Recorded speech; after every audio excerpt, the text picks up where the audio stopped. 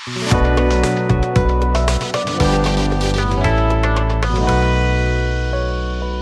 हैं कि केंद्र सरकार ने 2005 से नियुक्त होने वाले कर्मचारियों के लिए पुरानी पेंशन प्रणाली बंद करके शेयर आधारित एक एनपीएस पेंशन प्रणाली लागू की है, जिसको समाप्त करके हम लोग पुरानी पेंशन बहाल करने के लिए लंबे समय से आंदोलन कर रहे हैं पूरे देश में।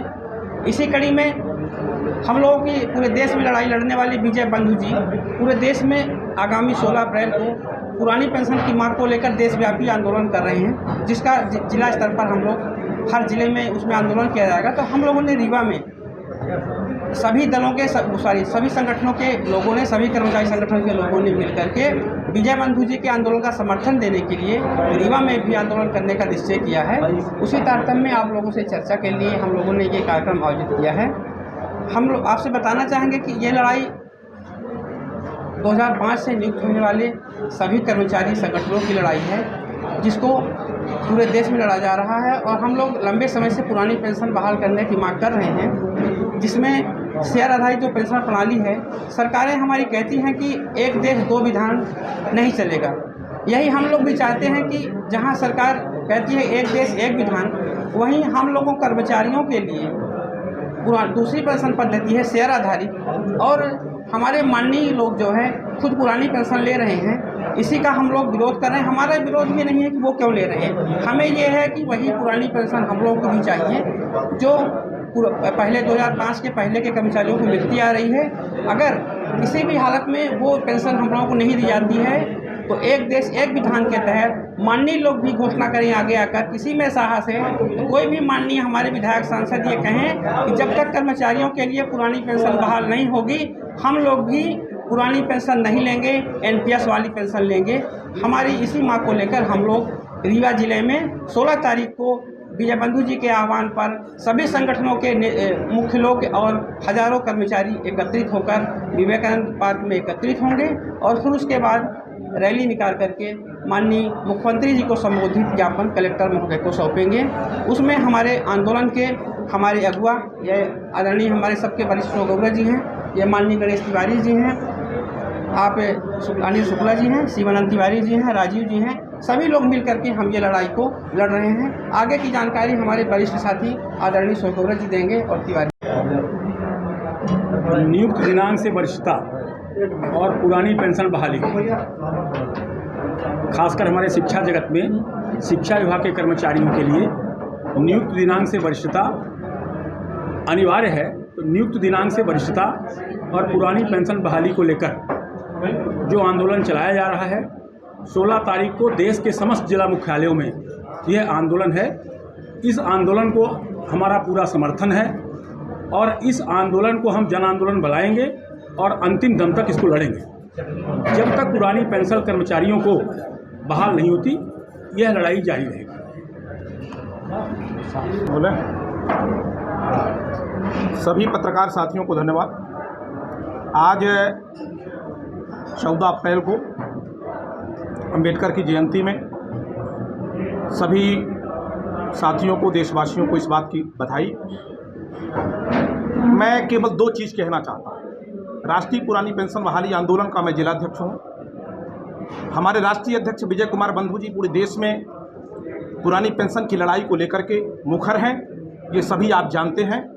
मैं ये कहना चाहता हूँ कि जब कोई भी समस्या लाखों लाख की तादाद में हो जाए तो वो समस्या सामाजिक समस्या का रूप ले लेती है। हमारे इस पूरे देश में लाखों लाख की तादाद में कर्मचारी पुरानी पेंशन की मांग कर रहे हैं। हम विभिन्न माध्यमों से सरकारों से पुरानी पेंशन की मांग कर रहे हैं, लेकिन सरकार ये मानने को तैयार नहीं है। तो ये समस्या सामाजिक समस्या का रूप ले रही है और जब कभी भी कोई सामाजिक समस्या आती है तो उसका अंतिम विकल्प होता है जन क्रांति का।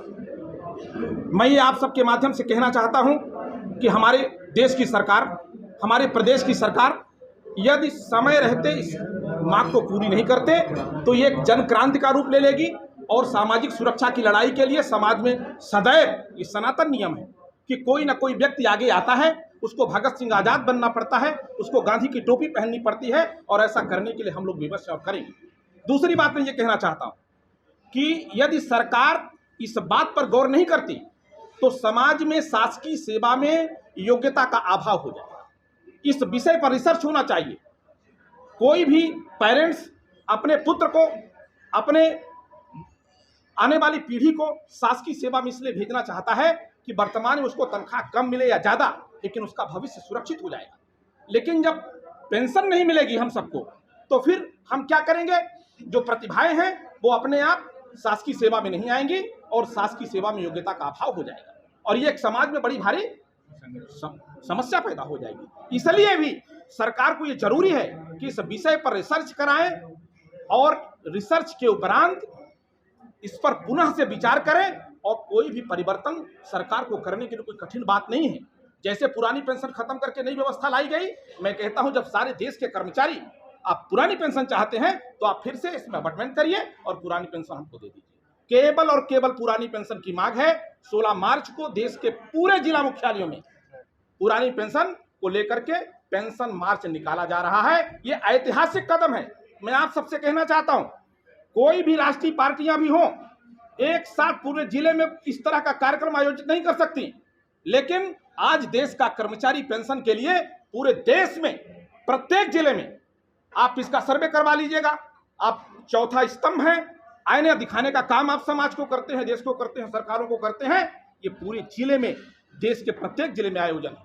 इसलिए हम इस आप सबके माध्यम से सरकार से आग्रह, अनुनय, विनय करना चाहते हैं कि हम लोगों को क्रांति के उस पर न भेजें और हमारी पुरानी पेंशन स्वीकृत करें। दूसरी अंतिम बात मैं कहना चाहता हूं, रीवा जिले में कर्मचारी एक हैं, एक होकर के एक संगठन के साथ, संयुक्त मोर्चा के साथ हम विवेकानंद पार्क से 2 बजे इस कार्यक्रम का आयोजन करेंगे और उसके साथ एक पेंशन मार्च निकालेंगे।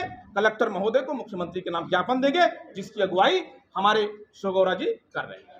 धन्यवाद। जो एनपीएस है उसमें ये अंतर है कि जो पुरानी पेंशन हमें मिल रही थी वो हमारे अंतिम वेतन का 50% हमें पेंशन के रूप में मिला करती थी, लेकिन जो ये नई पेंशन व्यवस्था लागू की गई है जिसको एनपीएस कहा जाता है, वो शेयर मार्केट आधारित है, जिसमें हमारा 10% पैसा हमारे वेतन से कटता है और सरकार द्वारा भी इतना ही मिलाया जाता है और उसको मार्केट में डाला गया है। यदि मार्केट गिर जाता है तो हमें पेंशन ना के बराबर मिलती है। और जो अभी का अनुभव है हम लोगों का, जितने साथी एनपीएस धारी जो रिटायर हुए हैं, किसी को 1000, किसी को 500, किसी को 1500, इतनी ही पेंशन मिल रही है। तो इससे अंदाज़ा लगाया जा सकता है कि एनपीएस पूरी तरह से कर्मचारी हित में नहीं है। इसलिए हम लोग संगठित होकर एनपीएस के विरोध में ओपीएस की लड़ाई 16 तारीख को विवेकानंद पार्क से रैली निकाल करके कर रहे हैं, विजय कुमार बंधु जी के नेतृत्व में। और रीवा में हम संयुक्त मोर्चा के नेतृत्व में ये कार्यक्रम आयोजित कर रहे हैं।